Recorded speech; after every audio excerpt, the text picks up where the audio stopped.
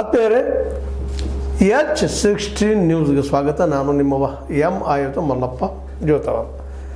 ಆತ್ಮೀಯರೇ, ಸೀಸ್ ಫೈರ್ದಿಂದಾಗಿ ಒಂದು ಸ್ವಲ್ಪ ಪಾಕಿಸ್ತಾನಕ್ಕೆ ನಿಟ್ಟುಸಿರು ಬಿಡುವಂಗೆ ಆಗಿರಬೇಕು. ಯಾಕಂದ್ರೆ ನಿಜವಾದ ಹೊಡೆತ ನ್ಯೂಯಾರ್ಕ್ ಟೈಮ್ಸ್ ಕೂಡ ಸರ್ವೆ ಮಾಡಿ ಹೇಳಿದ್ದು ಪಾಕಿಸ್ತಾನಕ್ಕೆ ಹೆಚ್ಚು ಹೊಡೆತ ಬಿದ್ದದ ಅನ್ನುವಂಥದ್ದು.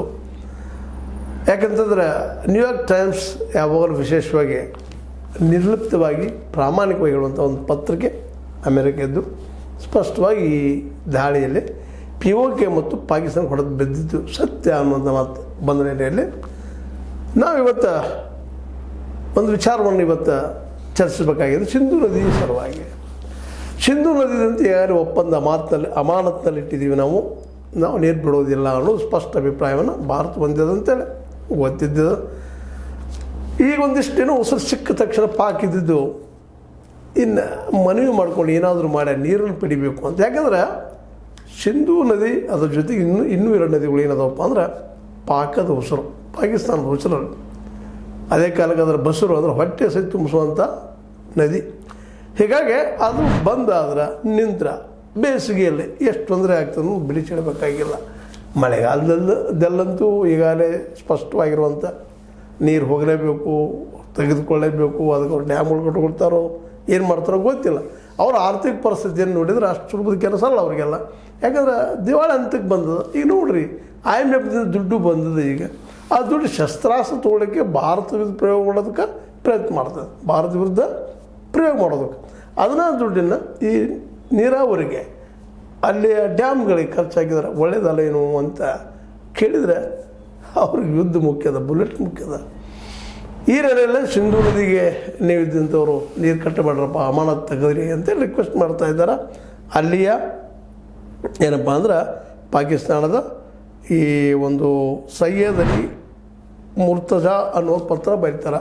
ಅಲ್ಲಿಯ ಜಲಸಂಪನ್ಮೂಲ ಕಾರ್ಯದರ್ಶಿ ಪತ್ರ ಬರೆದು ನಮಗೆ ನೀರಿಂದ ಏನು ಮಾಡ್ರಪ್ಪ, ಬಿಡುಗಡೆ ಮಾಡಿರಿ, ಮನವಿ ಮಾಡ್ತಾಯಿದ್ದೀವಿ ಅಂತ ಮನವಿ ಮಾಡ್ಕೊಳ್ತಾ ಇದ್ದಾರೆ. ಆದರೆ ಅದಕ್ಕೆ ಸ್ಪಷ್ಟವಾಗಿ ಭಾರತದಿಂದ ಹೇಳಿಬಿಟ್ಟದು, ಇಲ್ಲಪ್ಪ ನೀವು ಎಲ್ಲಿವರೆಗೆ ಭಯೋತ್ಪಾದನೆ ನಿಲ್ಲಿಸುವುದಿಲ್ವೋ ಅಲ್ಲಿವರೆಗೆ ನಾವು ಇದು ಅಮಾನತ್ ಮುಂದುವರಿದು. ಇನ್ನು ಇದನ್ನು ಇರುವ ಹಾದಿ ಏನಪ್ಪ ಅಂದ್ರೆ ವರ್ಲ್ಡ್ ಏನಪ್ಪ ಅಂದ್ರೆ ನಿಮ್ಗೆ ಗೊತ್ತದ ವರ್ಲ್ಡ್ ನ್ಯಾಯಾಂಗ ಅಥವಾ ಅಲ್ಲಿ ಕೋರ್ಟ್, ವರ್ಲ್ಡ್ ಕೋರ್ಟ್ ಹೇಗ್ನಲ್ಲದ ಹೇಗೆ ಅಥವಾ ಹಾಲನ್ನಲ್ಲ ಅಲ್ಲಿಗೆಪ್ಪ ನಿಮ್ಮದು ಏನಿದ್ರು ಅನ್ನುವಂಗದ. ಇನ್ನು ಅಲ್ಲಿ ಹೋಗಿ ಚರ್ಚೆ ಆಗಿ ಅಂತಾರಾಷ್ಟ್ರೀಯ ಮಟ್ಟದಲ್ಲೇ ಅದಾಗೋದು ಎಲ್ಲೋ ಏನೋ. ಆದರೆ ಈಗಿನ ಮಟ್ಟಿಗೆ ಮಾತ್ರ ಬೇಸಿಗೆಯಲ್ಲಿ ನೀರು ಅವ್ರಿಗೆ ಸ್ವತಃ ಸಿಗುವುದಿಲ್ಲ ಅನ್ನೋ ಒಂದೊಂದು ಸ್ಪಷ್ಟ ಆಗ್ಯದ. ಹೀಗಾಗಿ ಅವ್ರು ಮನವಿ ಮಾಡ್ಕೊಳ್ತಾ ಇದ್ದಾರೆ, ಇಲ್ಲರಿ ಬಿಡ್ರಪ್ಪ ನೀರು ನಮಗೆ ಅಂತೇಳಿ. ಅದಕ್ಕಾಗಿ ಕೆಲವು ಧಮಕಿನೂ ಕೊಡ್ತಾ ಇದ್ದಾರೆ. ಅದರ ನೆಲೆಯಲ್ಲಿ ಒಂದು ಕಡೆ ಮನವಿ ಮಾಡ್ಕೊಳ್ಳೋದು, ಇನ್ನೊಂದು ಕಡೆ ಧಮಕಿ ಕೊಡುವಂಥ ಕೆಲಸನೂ ಪಾಕಿಸ್ತಾನ ಸರ್ಕಾರ ಮಾಡಲಿಕ್ಕೆ.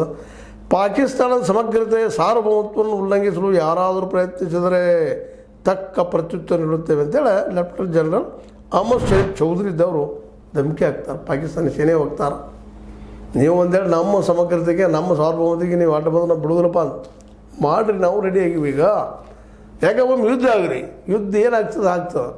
ಭಾರತಕ್ಕೆ ಹೊಡೆದು ಬಿಡ್ತದನೋ ಪಾಕಿ ಹೊಡೆದು ಬಿಡ್ತದೋ ಅನ್ನೋದು ಬೇರೆ ವಿಷಯ. ಒಮ್ಮೆ ಯುದ್ಧ ಆಗಲಿ ಅಂತ ಇವರು ರೆಡಿ ಇದ್ದಾರೆ. ಈಗಾಗಲೇ ಯುದ್ಧದ ರುಚಿನೂ ತೋರಿಸಿದ್ದಾರೆ. ಪಾಕ್ ಆಕ್ರಮಿತ ಏನು ಪ್ರದೇಶದ ಅದನ್ನು ತೊಗೋತೀವಿ POK ಅನ್ನೋದದ. ಒಂದು ವೇಳೆ ಈಗ ಸೀಸ್ ಫೈರನ್ನ ಏನಾದರೂ ಇವರು ನಿಲ್ಲಿಸಿ ಯುದ್ಧ ಸ್ಟಾರ್ಟ್ ಮಾಡಿದರೆ ಈಗಾಗಲೇ ಉತ್ತರ ಕೊಟ್ಟು ಬಿಟ್ಟಿದ್ದಾರೆ, ನೀವು ಸ್ಟಾರ್ಟ್ ಮಾಡಿದ್ರೆ ಬಿಡೋದಿಲ್ಲ ಅಂತೇಳಿ, ಬೇಕಾದವ್ರು ಬರಲಿ ನಡಕ ಅನ್ನುವಂಥ ಮಾತನ್ನು. ಮತ್ತು ಈ ಒಂದು ಮಾತಿನಿಂದಾಗಿ ದ್ವಿಪಕ್ಷೀಯ ಮಾತಿಗೆ ಟೆಸ್ಟ್ ಕೊಟ್ಟಿದ್ದರಿಂದಾಗಿ ಅದರೊಳಗೆ ಜಯಶಂಕರ್ ಅವರು ಸ್ಪಷ್ಟವಾಗಿ ಹೇಳ್ತಾರೆ, ವಿದೇಶಾಂಗ ಮಿನಿಸ್ಟರು ಇಲ್ಲ ನಾವು ದ್ವಿಪಕ್ಷೀಯ ಮಾತುಕತೆಯನ್ನು ಮಾಡ್ತೀವಿ ಅಂತ ಸ್ಪಷ್ಟಪಡಿಸಿದ್ರಿಂದಾಗಿ ಇದರ ಬಿಸಿ ನಮ್ಮ ಟ್ರಂಪ್ ಸಾಹೇಬ್ರಿಗೆ ಇರ್ತದೆ. ಅದಕ್ಕಾಗಿ ಅವರು ಏನೇನೋ ಮಾತಾಡ್ತಾ ಇದ್ದಾರೆ. ಆಯ್ತು ಅವ್ರಿಗೆ ಮಾಡ್ಲಿಕ್ಕೆ ಹೋಗ್ಬೇಡ್ರಿ, ಬಂದ್ ಮಾಡಿರಿ, ಅದು ನಾನು ಮುಗಿಸಿದ್ನಿ ಎಂತಂದು ಮಾತಾಡಲಿಕ್ಕೆ ಶುರು ಮಾಡಿಬಿಟ್ಟಿದ್ದಾರೆ. ಕಾರಣ ಅಂದ್ರೆ ಭಾರತ ನಿಲುವನ್ನು ಸ್ಪಷ್ಟವಾಗಿ ಹೇಳಿದ್ರಿಂದಾಗಿ ಅಂತ. ಯಾರೇನೋ ಹೇಳಿ ಏನೋ ಮಾಡಲಿ, ಈಗಂತೂ ಒಂದು ಸ್ಪಷ್ಟ ಆಗ್ಯದ. ಸಿಂಧೂ ನದಿ ನೀರು ಅಲ್ಲಿವರೆಗೆ ಬಿಡೋದಿಲ್ಲ ಅಂದ್ರೆ ಎಲ್ಲಿವರೆಗೆ ನೀವು ಭಯೋತ್ಪಾದನೆ ನಿಲ್ಲಿಸುವುದಿಲ್ಲ, ಅಲ್ಲಿವರೆಗೆ ಇದು ಅಮಾನತದಲ್ಲಿರುವಂಥದ್ದು ಅನ್ನುವಂಥ ಸ್ಪಷ್ಟ ಸಂದೇಶ ಕಳಿಸಿದ್ದರಿಂದಾಗಿ ಹಿಂದೆಂದಿಗಿಂತಲೂ ಇವತ್ತು ಭಾರತದ ನಿಲುವು ಸ್ಪಷ್ಟ ಆಗ್ಯದ. ಮೊದಲಾಗೆ ಭಯೋತ್ಪಾದನೆ ನಿಲ್ಲಿಸಬೇಕು, ಎರಡನೇದಾಗಿ ಕಾಶ್ಮೀರ ಬಗ್ಗೆ ಮಾತೇ ಇಲ್ಲ. ಅದನ್ನು ಟ್ರಂಪ್ ಅವ್ರ ಮೂಲಕ ಅವರು ತಮ್ಮ ರಾಜಕೀಯ ಸ್ವಾರ್ಥಕ್ಕಾಗಿ, ತಮ್ಮ ದೇಶದ ಅಭಿವೃದ್ಧಿಗಾಗಿ, ತಮ್ಮ ದೇಶದ ವ್ಯಾಪಾರಕ್ಕಾಗಿ ಏನೇನೋ ಮಾಡಿದ್ರಿ ಈ ಕಳೆದ ಒಂದು ವಾರ 2 ವಾರಗಳೆಲ್ಲ. ನಾನು ಈ ನಿಲ್ಲಿಸಿದ್ನಿ, ವ್ಯಾಪಾರ ಧಮಕಿ ಕೊಟ್ನಿ, ಅದು ಇದು ಮಾತಾಡಿದ್ದಾರೆ. ಅವೆಲ್ಲ ನೋಡ್ತಾ ಇದ್ದೀರಿ ನೀವು, ನಾವೆಲ್ಲ ನೋಡ್ತಾ ಇದ್ದೀವಿ. ಆ ಧಮಕಿಯನ್ನು ಸಹಿತ ಇವತ್ತು ಮೀರಿ ಭಾರತ ಅನಿವಾರ್ಯವಾಗಿ, ಯಾಕಂದರೆ ಅಸ್ತಿತ್ವ ಪ್ರಶ್ನೆದೇ ಇಲ್ಲ, ಕಾಶ್ಮೀರನ್ನು ಬಿಟ್ಟುಕೊಡೋ ಮಾತೇ ಇಲ್ಲ. ಕಾಶ್ಮೀರ ಅದು ನಮ್ಮ ಅವಿಭಾಜ್ಯ ಅಂಗ ಅನ್ನೋದು ಸ್ಪಷ್ಟ ಆದೇಶಗಳು ಸೂಚಿಸಿಗೆ ಭಯೋತ್ಪಾದನೆ ಒಂದೇ ಘಟನೆ ಆದರೂ ಸಹಿತ ನಾವು ನಿಮ್ಮನ್ನು ಬಿಡೋದಿಲ್ಲಪ್ಪ ಅಂತೇಳಿ ನೀವು ಎಲ್ಲರೂ ಒಂದಾಗ್ರಿ ಅನ್ನುವಂಥ ಮಾತನ್ನು ಈಗಾಗಲೇ ಚೈನಾ ಆಗಿರ್ಬೋದು, ಅಮೇರಿಕ ಆಗಿರ್ಬೋದು, ರಷ್ಯಾ ಮೌನ ಆಗ್ಯದ. ನೋಡೋಣಪ್ಪ ಸಿಚುವೇಶನ್ ಏನಾಗ್ಬೋದು ಅಂತೇಳಿ. ಯಾಕಂದರೆ ರಷ್ಯಾಕ್ಕೆ ಭಾರತದ ಮೇಲೊಂದು ಮಮಕಾರೋ ಅಥವಾ ಅಮೇರಿಕ ವಿರುದ್ಧ ಇರಬೇಕಪ್ಪ ನಮಗೆ ಬಲಿಷ್ಠವಾದಿದ್ದು ಅನ್ನುವಂಥ ಕಾರಣ ಇರ್ಬೋದು, ಅಥವಾ ಚೈನಾ ಹಿಂದಿನ ನಾಳೆ ನಂಬುವಂಥ ವಿಷಯ ಎಲ್ಲನೂ ಕಾರಣ ಇರ್ಬೋದು. ಏನೋ ಒಂದು ಕಾರಣಕ್ಕಾಗಿ ರಷ್ಯಾ ಮಾತ್ರ ಮೌನ ವಹಿಸಿದೆ. ಆದ್ರೆ ಇನ್ನೂವರೆಗೆ ತನ್ನ ಬೆಂಬಲವನ್ನು ಸೂಚಿಸಿಲ್ಲ ಅನ್ನೋದು ಮಾತ್ರ ಅಷ್ಟೇ ಗಮನ. ಅದಕ್ಕೆ ನಮ್ಮ ಸ್ವತಃ ಭಾರತದ ಇಲ್ಲಿಯ ವಿದೇಶಾಂಗ ನೀತಿಯೂ ಕಾರಣ, ಸ್ವತಃ ಮೋದಿಜಿಯವರು ಕಾರಣ ಅನ್ಬೋದು. ಆ ಮಾತು ಬೇರೆ.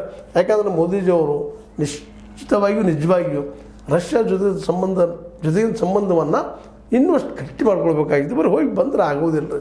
ಒಂದು ದೇಶಕ್ಕೆ ಹೋಗೋದು ನಾವು ಪ್ರವಾಸ ಮಾಡಿ ಬಂದಿದ್ದೆ, ಒಂದು ಏನು ಪಿಕ್ನಿಕ್ ಟೂರ್ ಮಾಡಿದಂಗೆ ಮಾಡಿದ್ದಾರೆ ಅಲ್ಲ.